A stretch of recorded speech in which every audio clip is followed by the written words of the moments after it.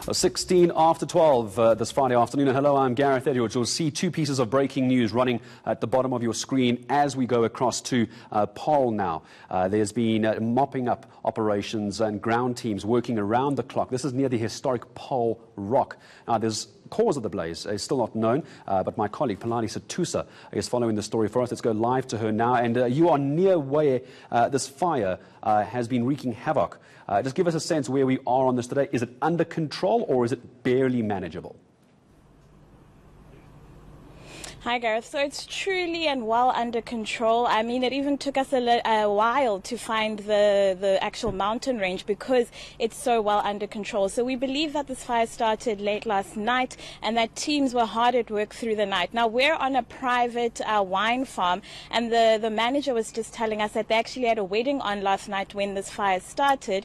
And instead of panicking, he says obviously it's a bit scary, but because it's so high up in the mountains, they just carried on with the wedding. Everyone had a glass of wine and was watching, sort of cheering the firefighters on. I'm just going to ask Mabuti, my colleague, to pan up to the mountain so you can see where some of that residual smoke is still going on. A bit earlier we had some helicopters doing some water bombing, but they seem to have taken a break for the last sort of hour or two. So I think firefighters do have this one under control, but again, with a fire you can never really be sure because strong winds can change the direction quite quickly. So I don't want to, be preemptive or speak with any authority on the fact that they have it under control and we have nothing to worry about, but it does seem that way from where we're standing right now. And on this private wine farm, were you telling me that people were enjoying a glass of wine and supporting the firefighters at work? Did you get a chance to speak to anybody in the area? Were the owners of the farm where you're broadcasting from now, were they concerned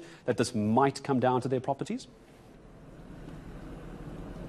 So the wine farm owner rather just wouldn't want to be on camera. He said he's a bit shy, but he did say to us that fires like this usually do happen on this mountain range and are quickly nipped in the bud by authorities. So he wasn't really concerned. And as you can see, his vineyard lies very close to the edge of that mountain. So he says he's never had reason to worry. It is a bit scary when it starts, but he says that authorities were on it very quickly and worked right through the night to make sure that they got it under control.